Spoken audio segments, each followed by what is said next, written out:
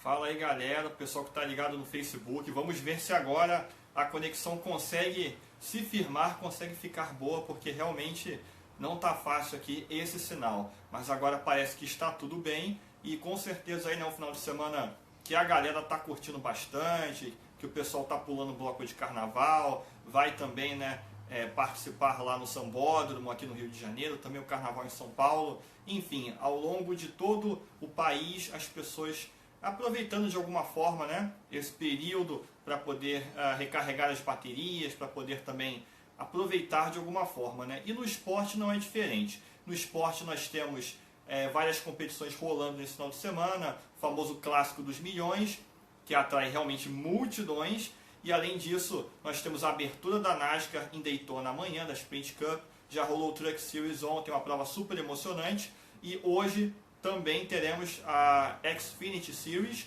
e, como eu falei, amanhã a Cup Series.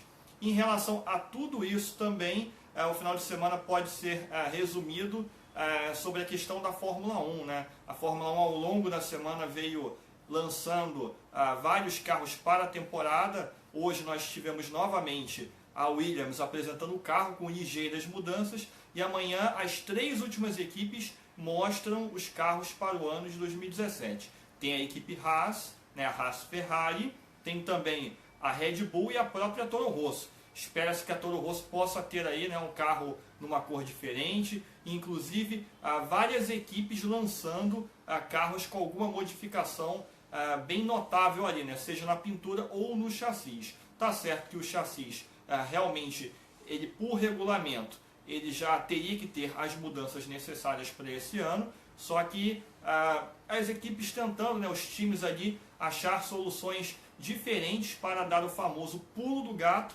e de repente ir mais para frente ali no grid da Fórmula 1. Deixa eu ver se eu consigo dar um pouco mais de zoom nessa câmera aqui.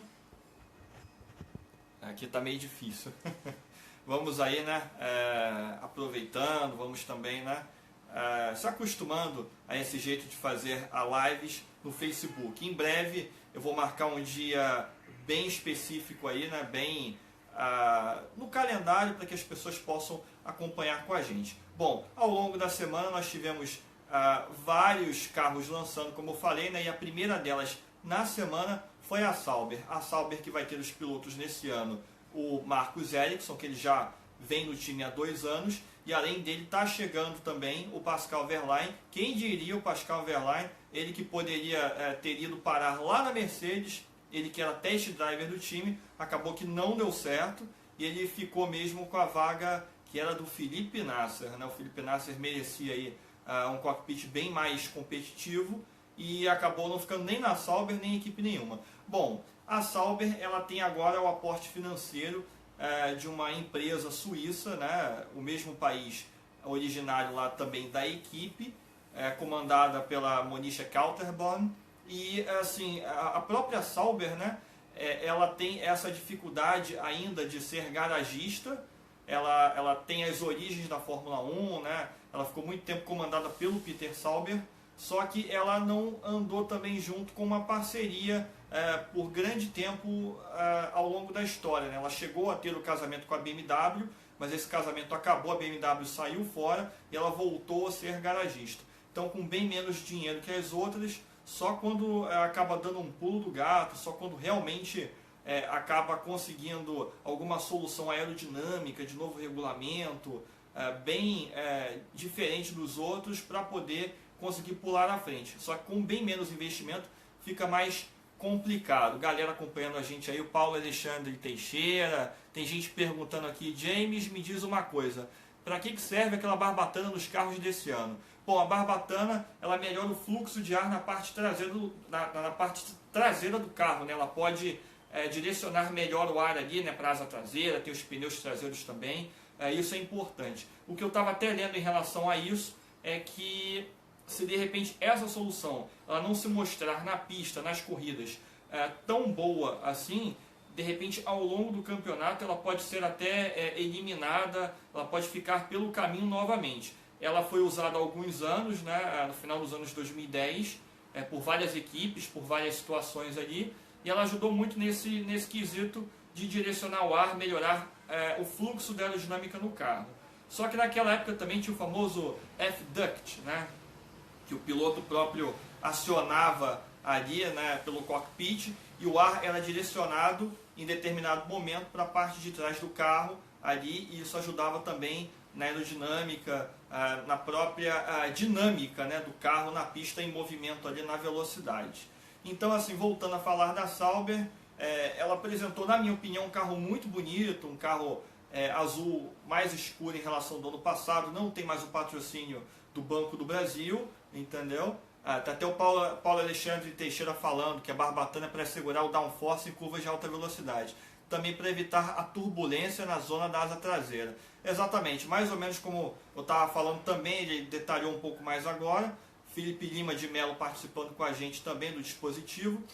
Então, assim, a Sauber, ela tem um aporte financeiro que com certeza melhora a situação lá. Quanto mais dinheiro, melhor. Mas se formos comparar em relação às equipes de ponta, é bem mais complicado. Ela já veio ao longo da história com algumas soluções interessantes, aerodinâmicas, mas isso acaba ficando pelo caminho do campeonato. Quem tem mais dinheiro acaba investindo mais e ao longo de uma temporada vai desgarrando lá na frente, né? A própria Brown GP, ela tinha algum aporte financeiro na época, em 2009, e ela conseguiu dar o pulo do gato no começo, venceu 7 corridas com Button, Rubinho venceu, mas depois do meio para o final a Red Bull com muito mais dinheiro foi encostando, chegou até a brigar pelo título com o próprio Sebastian Vettel, né? Então muito jovem Sebastian Vettel, que conseguiu ganhar as primeiras corridas dele na Fórmula 1 com a Red Bull naquele ano, mas ele ainda era muito imaturo naquele período e acabava volta e meia batendo, rodando,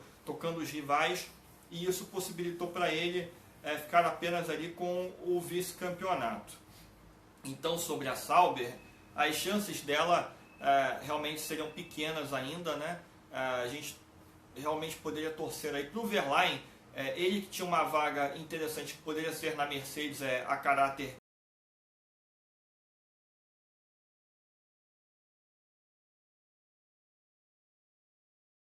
no ano passado.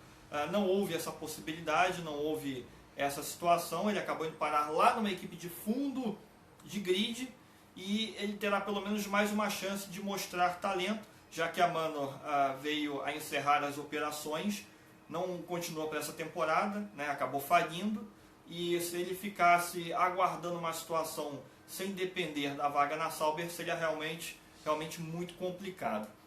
Voltou o vídeo aqui. Bom, acho que vou... Bom, vamos ver se esse sinal fica aí, né, estável online, porque realmente está variando um pouquinho hoje, logo no sábado de carnaval, mas vamos tentando aí seguir com esse vídeo. O próprio Felipe Lima de Mello falando que a Sauber é a nova Ligier, realmente muitas pessoas falando isso também, né, aquela Ligier Gauloises dos anos 90, e enfim, a questão da Sauber fica realmente muito difícil ela pular para frente, mas eu achei o carro muito bonito. Eu acho que eles estão... Bom, vamos ver se a internet se mantém agora. Parece que voltou. A gente ia até tentar ali, né, mexer nas opções, nas configurações. Agora o vídeo parece que está online de novo, ao vivo. É isso aí, a gente falando um pouquinho mais aí da Fórmula 1. Então a Sauber, conforme eu falava, acho realmente difícil que ela vá da metade para frente do grid, mas eu achei particularmente um carro muito bonito e é a chance do próprio Pascal Wehrlein, quando ele entrar no carro, ele realmente conseguir alguns resultados, talvez no conhecimento que ele já tem na categoria, experiência, e eu acho que é um bom piloto. Pode não ser fora de série, ainda teríamos que ver ele num carro de ponta, essa oportunidade não aconteceu na Mercedes, eles preferiram pelo Bottas, né, um pouco mais experiente, então o Wehrlein, quando entrar no carro, ele pode ter essa oportunidade aí de demonstrar bravura, alguns bons resultados, né, que o possam o levar finalmente para um carro de ponta. Então o próprio Wehrlein, ele não vai disputar ao menos a primeira parte da pré-temporada agora, né, lá em Barcelona, na Espanha, pré-temporada que começa nessa semana que vem a seguir agora, porque ele sofreu um acidente em janeiro durante a Corrida dos Campeões, no qual o carro dele lá em Miami, na arena, né, o carro capotou e ele acabou machucando um pouco o pescoço. Então, devido a recomendações médicas, o Wehrlein ele não vai correr, não vai debutar, né, nessa primeira fase de testes da pré-temporada. Quem substitui ele é o italiano Antonio Giovinazzi, que ele continua como test driver também, Giovinazzi, né? Ele continua também buscando uma vaga aí na categoria, se de repente pintar algum cockpit vago em alguma situação, de repente ele pode pular na temporada, até mesmo na própria Sauber, né? Então ele correu na GP2, ele correu muito bem lá e é uma opção de piloto aí para o futuro. Então, falando dos lançamentos, né? Teve a Sauber, a Williams na realidade ela mostrou primeiro, mas era um carro renderizado, era uma foto, né, montada por computador, mas que já adiantava algumas soluções aerodinâmicas para a temporada. Depois da Sauber veio a Renault que deixou de lado um pouco o amarelo completo no chassi que estava no ano passado e mesclou com o preto. Eu também achei um carro muito bonito, carro adaptado às novas regras, e a dupla de pilotos mudou um pouquinho. Ficou o Jolyon Palmer, que não fez nada no passado. Está certo que era o primeiro ano da equipe voltando como time de fábrica após a compra da Lotus, foi quando a equipe voltou, e assim, ficaria realmente muito difícil logo de cara eles conseguirem um resultado animador. Foi complicado realmente. Eu acho que o carro não ajudou, a experiência do time voltando nesse novo regulamento não ajudou também, só que os pilotos, na minha opinião, decepcionaram bastante, decepcionaram um bocado. Tanto o Magnussen, que estava lá e foi para a Haas, como o próprio Jolyon Palmer. Então Palmer ficou e abriu a vaga do Kevin Magnussen. Vaga do Kevin Magnussen foi para o competente Nico Hülkenberg. Nico Hülkenberg passou vários anos na Force India, chegou a passar pela Sauber e também fez a estreia dele há 7 anos com a Williams. Na época, ele na Williams, companheiro de Rubens Barrichello. Ele pôde aproveitar aquele momento, aprendeu bastante num time legendário, apesar de que esse time caiu muito ao longo dos anos, um time ainda garagista, que também perdeu o aporte da BMW, né, durante os anos 2000, e o Hülkenberg, ele naquela temporada mesmo de 2010, ele pôde comprovar o talento dele. Está certo que numa situação atípica, mas tem que ter talento para isso, e o Hülkenberg ele fez a pole position do GP Brasil 2010 com uma Williams que não era tão competitiva. Ele chamou a atenção do mundo da Fórmula 1 ao final daquela temporada há 7 anos. Então essa dupla, né, o Jolyon Palmer, ele tem mais uma chance na categoria. Tá certo que de repente com os contatos dele, de repente com a influência que o pai dele tem no automobilismo, o Jonathan Palmer, né, que detém várias pistas na Inglaterra, e inclusive o Jonathan Palmer correu vários anos por equipes medianas a pequenas no fundão do grid, lá nos anos 1980 na Fórmula 1. Depois ele se tornou comentarista, ele continuou atuando no automobilismo também lá na Inglaterra. Então, Jolyon Palmer não fez nada digno no ano passado, nem Kevin Magnussen. Kevin Magnussen caiu fora, e eu acho que o Hülkenberg, ele é um piloto para desenvolver carro. Eu acho que ele vai ajudar muito o time, e vai ajudar a Renault a desenvolver um motor que já tem alguma experiência nesse regulamento híbrido, né, dentro do time de fábrica, e ele pode dar soluções no acerto do carro. Ele é um piloto competente, né? Ele é um piloto experimentado na categoria, e eu acho que ele pode ajudar bastante.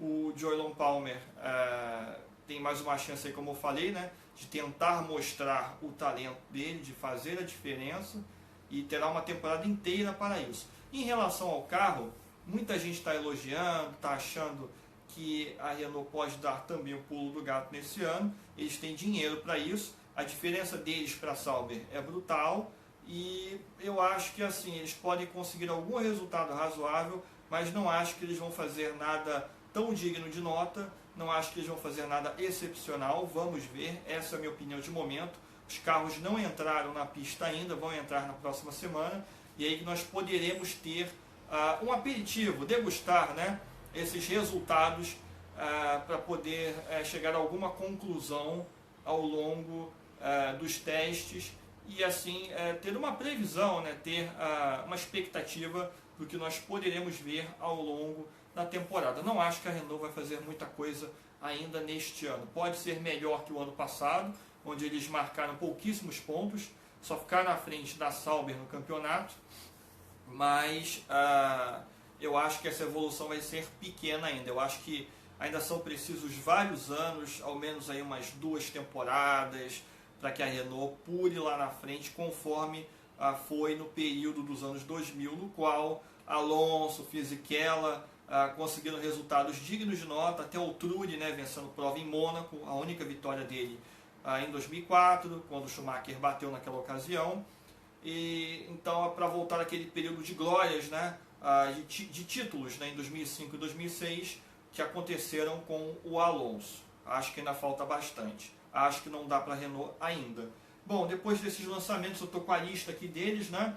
Sauber, Renault, Williams mostrou primeiro, mas depois veio a Force India. Force India sempre uma equipe mediana, mas que volta e meia conquistou alguns bons resultados. Durante algumas corridas em temporadas passadas, há não muitos anos, há 2, 3 anos atrás, que a Force India vem se mostrando um carro bom de velocidade, bom de reta, e andou bem em circuitos como a Spa-Francorchamps na Bélgica, também em Monza, em circuitos um pouco mais velozes, né? Então a Force India ela teve problemas com o próprio dono, né, o Vijay Mallya. Ele teve envolvido em alguns problemas com a justiça, mas a equipe seguiu e fato é que uma nova temporada aparece, né, surge, e o Vijay e o time continuam comandando essa empreitada na categoria. Force India conquistou alguns pódios com o Sérgio Pérez que passou maus bocados na McLaren há alguns anos, e quando ele foi para a Force India ele se encontrou novamente, assim como foi também durante os anos que ele esteve na Sauber, né? E o Sérgio Pérez sempre muito rápido, apesar de às vezes falhar um pouco, mas ele evoluiu bastante. Então a Force India conquistou alguns pódios. Eu acho que esse pode ser o ano da Force India. Ela pretende estar ali entre a 3ª posição do campeonato e a 4ª. Também é muito difícil para alguém que não tem tanto dinheiro, tanto aporte financeiro, conforme os grandes times da categoria. Grandes times esses como Ferrari, McLaren. McLaren até sofreu bastante nos últimos anos, mas principalmente também a Red Bull, né? Então a Force India, eu acho que ela pode brigar com o Williams, eu acho que ela pode ser uma grata surpresa, eventualmente, em algumas etapas desse campeonato, voltar a conquistar os pódios que ela conseguiu. Então Force India aí também, né, ela continua com o Sérgio Pérez, renovou o contrato, e quem chega na vaga que era do Nico Hülkenberg, como eu falei, foi para a Renault, é o próprio Esteban Ocon, que estreou no meio do campeonato pela Manor no ano passado, e o Esteban Ocon depositam mais fichas nele, né, do que no próprio Pascal Wehrlein. Eu acho que Esteban Ocon também pode conseguir bons resultados. Não vi nada fora de série dele até o momento, mas eu acho que ele pode ser regular e não bater tanto ao longo do campeonato. Portanto, essa Force India, que lançou o carro agora dia 22 de fevereiro, nessa semana. Tem uma galerinha aí que vai acompanhando a gente, o sinal falhou um pouquinho, né? Mas até pergunto se a conexão tá boa, se o pessoal consegue me ouvir bem, e também se dá para perceber tudo aí na tela, se está aparecendo tudo legal. E nesse evidentemente, né, nesse domingo de carnaval, muita gente viajando, curtindo, mas vamos aproveitando aí para fazer um recap, né, rememorando, né, esses carros que foram lançados nesta semana, os carros da Fórmula 1 para 2017, e todo mundo realmente muito ansioso pelo que a temporada pode apresentar. Bom, já falamos de Sauber, de Renault, Force India, e quem lançou o carro no dia 23 nessa semana, a lista aqui comigo desses carros lançados, foi a toda poderosa, a campeã Mercedes-Benz, né? A Mercedes lá que tem divisão de corridas, a AMG, e ela conquistou mais um campeonato no último ano com o Nico Rosberg, que resolveu cair fora logo uma semana depois da conquista no último campeonato, na última temporada em 2016. Demorou a definição, especularam vários nomes para a vaga, inclusive especularam Alonso, o próprio Toto Wolff, que é o chefe da equipe, junto com o Niki Lauda. Eles mencionaram, falaram, né, que nunca pensaram no Alonso. Já o Alonso recentemente comentou, né, que ele foi procurado, mas que devido à situação contratual dele com a Honda e também com a McLaren não seria possível ele desembarcar na Mercedes. Eu acho que seria uma dupla realmente muito explosiva para o time alemão. Então a dupla desse ano, né, realmente mantém Hamilton, tricampeão mundial, campeão mundial dos últimos 3 campeonatos. Ele foi campeão em 2 desses campeonatos, o último conquistado pelo Rosberg. 3 temporadas aí, né, 3 campeonatos de briga ferrenha, e o próprio Hamilton, ele vem mordido pelo vice-campeonato por ter perdido a temporada passada pelo Rosberg, né? Rosberg foi o melhor realmente, na minha opinião, ao longo de todo o campeonato. Então Hamilton e o próprio Bottas fazendo essa dupla, que eu imagino que pode ser explosiva também. Essa dupla explosiva pode dar o que falar. Eu acho que a Mercedes, que inclusive apresentou um carro muito bonito, um carro com a pintura prateada evidentemente, algumas poucas mudanças na pintura ali, né, no layout, o Petronas com um pouco mais de verde, mas conforme o próprio Lewis Hamilton havia falado, o carro tão mais largo, tão maior, né, também do comprimento dele, que parece mais um navio. E observando as fotos da apresentação e do shakedown, né, do teste em Silverstone, o carro ficou realmente bastante largo, né, para a própria animação do Hamilton, né, ele que espera um campeonato outra vez competitivo das flechas de prata. O Bottas também se mostrando um tanto confiante, e o Bottas ele colocando já pressão, falando que vem para brigar com o Hamilton, ele falando que vem para vencer, que vem para brigar pelo título. Então o Bottas não é tão novo assim, ele já tem experiência na Fórmula 1, ele não é nada bobo, e o Bottas, ele bateu massa na Williams, e muitos falam, mas o Bottas não foi tão bem assim, o Bottas não é tão espetacular. Eu acho que o Bottas pode não ser fora de série, assim como não era considerado também o Rosberg. O Rosberg brigou de igual para igual com o Hamilton, bateu o Schumacher também na Mercedes, e o próprio Hamilton agora no último ano bateu o Hamilton.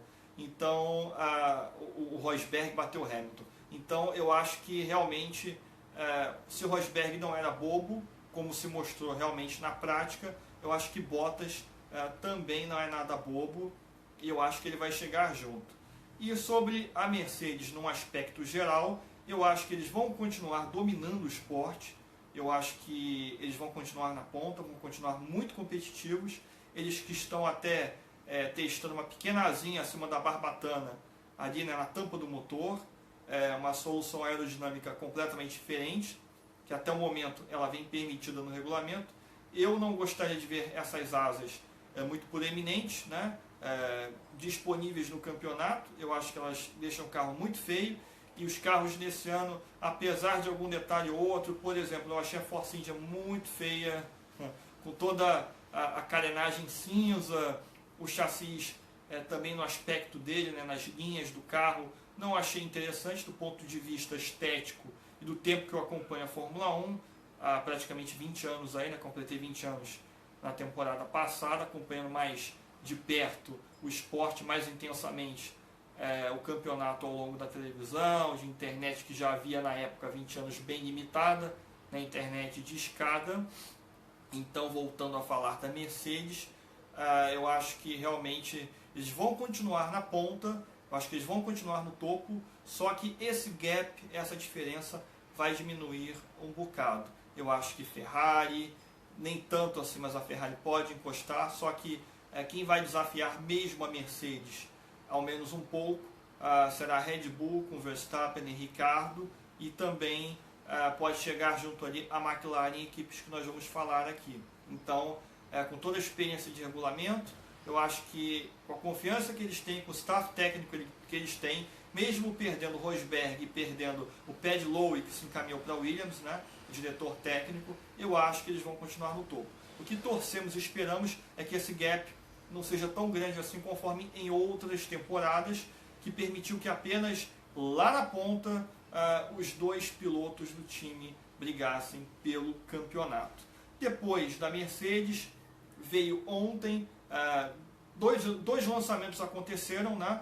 Da McLaren e da Ferrari. A Ferrari, na minha opinião, ousou bem pouco ali, né? Realmente um carro que mostra até linhas bem parecidas com a do ano passado, apesar de já se mostrar, evidentemente, um carro mais largo, mais comprido, com as soluções aerodinâmicas, asa baixa, spoiler na frente, em forma de flecha mais à frente também do carro, bem maior. Apesar de todas essas soluções necessárias pelo novo regulamento, eu acho que a própria Ferrari mostrou muito pouco. Mas é verdade que durante as apresentações à pré-temporada, muito do jogo é escondido e algumas coisas devem aparecer só nos testes em Barcelona, na Espanha, nessa semana, e depois no início de março, e muitas delas até mesmo só lá em Melbourne, na Austrália, dia 26 de março, a abertura do campeonato. E a própria Ferrari aí, né, eu vi muitas pessoas falando no meu Face, nas minhas redes sociais, que de repente seja o ano dela, que finalmente ela conquiste, ela continue, assim, a expectativa dela ao longo do campeonato, mas que consiga converter isso em resultados realmente bons. 2016 não foi um período nada fácil para os italianos, para os torcedores conhecidos como tifosi, e a própria Ferrari não conquistou nenhuma vitória, acabou em terceiro no campeonato, bem distante de Mercedes e Red Bull. Evidentemente, não é isso que eles almejam, eles querem brigar pelo campeonato e eventualmente até conquistar esse campeonato, fato que eles não conseguem desde 2007 com o próprio Kimi Raikkonen, que hoje ainda continua lá. Sebastian Vettel não fez um ano nada consistente em 2016, ele acabou errando bastante, se envolvendo em polêmicas e também acidentes. Ele berrou muito pelo rádio, reclamando de adversários e retardatários que se envolveram nessas brigas, e o próprio Vettel ele tem um ano para se reafirmar. Se ele for muito mal da maneira como aconteceu, ou até pior, pode ser que mesmo com os 4 campeonatos que ele conquistou na Red Bull em anos passados, de 2010 até o ano de 2013, pode ser que, infelizmente, ele saia do time mesmo assim, mesmo com toda a competência que ele desfilou por vários anos.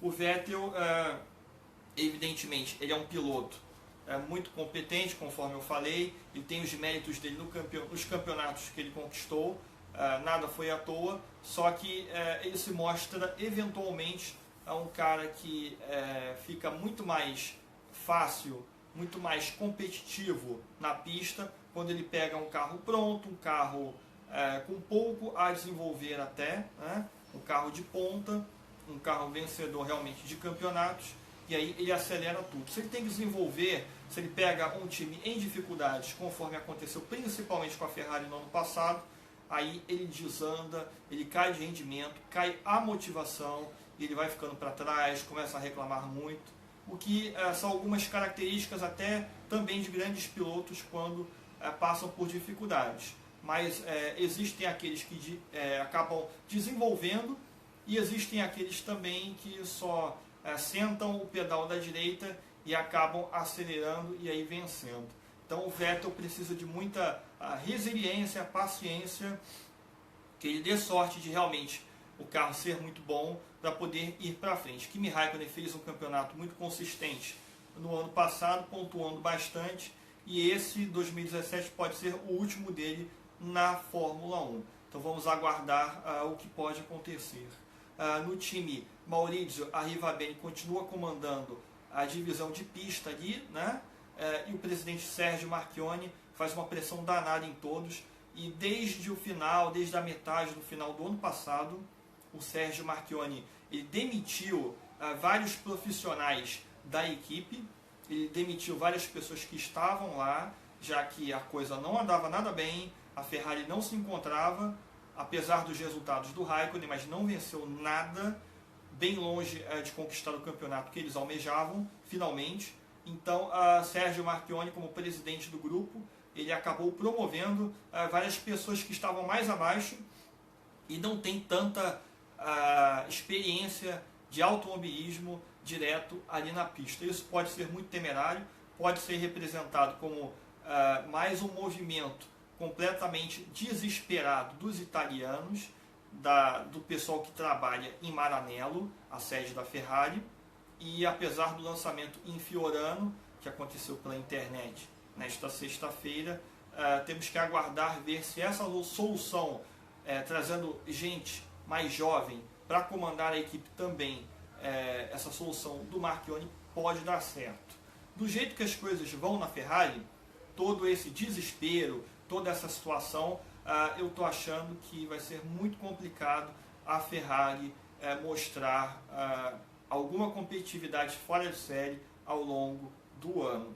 Isso pode representar demissões em massa, estresse e muita pressão por parte dos italianos e dos jornais lá daquele país, que sempre falam bastante, tipo Corriere della Sera e tantos outros que lá acabam se encontrando. Então a Ferrari aí, né, pode apresentar até Melbourne várias soluções para chamar a atenção também, para também fazer a diferença, mas eu acho que está bem difícil para os italianos também. Quem andou falando da Ferrari, inclusive, foi o ex-piloto Alex Zanardi, o mito a lenda.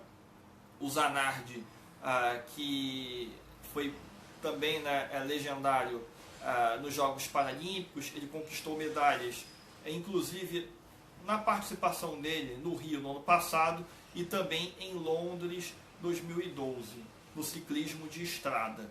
Então o Zanardi destacando aí, né, com toda a experiência dele, com toda a visão dele, de que os italianos estão trabalhando muito duro, estão muito empenhados. Só que às vezes essa vontade demais, ainda mais mesclada com o sangue latino, isso pode resultar em mediocridade nas pistas, no certame e no paddock da Fórmula 1. Então eu acho que o Zanardi não está de todo errado. Eu acho que há grande chance disso acontecer, mas vamos esperar, né?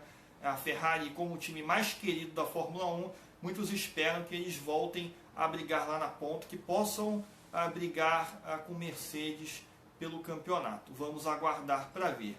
Olhando a lista aqui também, depois da Ferrari teve a McLaren ontem também na sexta-feira, né? Então a McLaren já tinha muita expectativa sobre ela, ela que mantém o Fernando Alonso, bicampeão mundial no principal cockpit, e acabou ficando com o Jenson Button se aposentando do esporte após a última prova em Abu Dhabi do ano passado.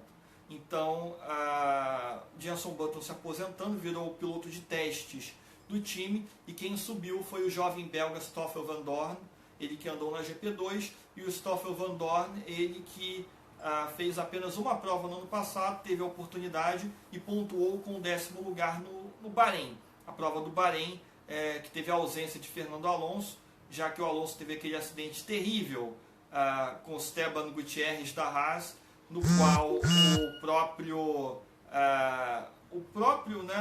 Esteban Gutierrez já vinha com alguns problemas, e aí ele vinha lento na pista, e na freada da reta oposta o Alonso acabou batendo nele, capotando, saiu ileso, mas teve alguns problemas físicos nas costelas também, e acabou que Alonso perdeu essa etapa do Bahrein no ano passado. Então, pelo que eu percebi da McLaren, a McLaren com um carro de chassi com linhas muito limpas realmente, um carro com uma aerodinâmica aparentemente eficiente, um carro bem baixo, a asa traseira ela tem que ficar bem mais baixa em relação ao último ano devido ao regulamento, mas ao que podemos ver, a McLaren colocou uma asa bem realmente abaixo ali, né, acompanhando a carenagem do carro, e o que chamou também muito a atenção foi a própria pintura. A pintura que já tinha expectativa, né, de todos, e também os teasers que o time inglês de Woking na Inglaterra eles colocavam de que o laranja, a cor oficial do time, desde o final dos anos 60 até 1971, 71 ali para 72 surgiu a própria empresa ali, né, a Yardley, que é uma marca de cosméticos, que passou a patrocinar o time, e o time ficou com os carros na cor branca naquele período. Mas a cor de origem mesmo da McLaren é o laranja ali originário de Bruce McLaren, o fundador, que corria de tudo, corria na Fórmula 1, corria categorias menores, e ele corria também no campeonato continental ali, né, a Can-Am, que acabou o próprio Bruce McLaren testando um dos carros Can-Am. Ele sofreu um acidente em Goodwood e esse acidente acabou vindo a ser fatal em 1970. A partir dali, o Ted Meyer, legendário Ted Meyer, que também passou pela Penske na Fórmula Indy, comandou o time até a virada dos anos 70 para 80, quando Ron Dennis chegou e fez toda aquela revolução. E justamente agora, nesse período, foi possível o laranja voltar ao time, porque Ron Dennis era contra isso, e o Ron Dennis, devido às últimas decisões dele, ele que é um cara muito sisudo, já deu muito certo ali na McLaren, mas os acionistas e também os outros líderes do grupo McLaren acabaram por destituir Ron Dennis da presidência. Chegou o Zac Brown para poder comandar no lugar de Ron Dennis, e com toda essa mudança no comando ali da McLaren, né, um time legendário na categoria, então o laranja era uma cor que o Ron Dennis era contra e ele não deixava, né, ser usada. O laranja foi usado apenas em ocasiões de teste, em 97, por exemplo, quando a West chegou no time. A West é uma marca de cigarros, e também em 2006, durante a pré-temporada. Oficialmente, como eu falei, o laranja ficou apenas ali em 1971. De lá para cá, passou principalmente a marca da Marlboro, os cigarros que ficaram tão conhecidos aí, atrelados à história do time e também dos 3 campeonatos de Ayrton Senna. Então a McLaren tentando inovar com um motor Honda que na realidade ficasse um pouco mais próximo das soluções apresentadas pela própria Mercedes, tão vitoriosa nos últimos anos. Então a McLaren fez motores muito pequenos, né, realmente menores ali em conjunto com a Honda nos últimos anos, e isso não deu certo. Um motor extremamente pequeno, leve, só que na estrutura do carro ali acabou não favorecendo o bom funcionamento da unidade de potência. Então eles foram buscar, como eu disse, uma estrutura de motor, uma unidade de potência mais semelhante, pararam de querer fazer muito diferente e dentro do time inovaram com uma solução mais semelhante aos rivais. Então eles mudaram esse aspecto. O chassi parece muito eficiente a olho nu, diante do que nós podemos acompanhar ali, né? E é o que esperam também Alonso e Van Dorn, conforme eu falei. Os dois esperançosos de que finalmente esse seja o carro vencedor. Então, o que já aconteceu com a Honda na Fórmula 1 quando ela voltou como fornecedora de equipe, né, nos anos 80 na Spirit, pequena Spirit com o Stefan Johansson na época. A Spirit era uma equipe pequena, evidentemente ficava complicado, mas andou muito mal durante um bom período. E a Honda só começou a lograr sucesso depois de um tempo com a Lotus de Ayrton Senna e depois com a própria McLaren, um período que durou mais ou menos até 92, quando a Honda saiu da categoria. Então, né, a maioria dos carros apresentados até aqui, teve a Williams também, né, que ela já tinha apresentado na semana passada e mostrou hoje também. Depois voltaremos a falar mais desses carros aqui no Facebook, aqui no Ao Vivo para a galera, falando de Fórmula 1 e diversos assuntos.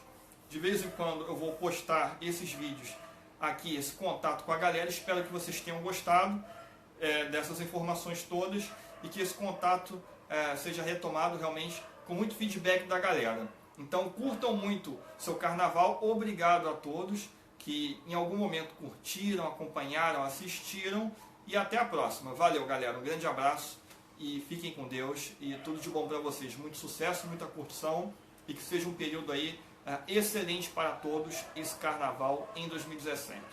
Valeu, tchau galera, valeu, vamos encerrar aqui.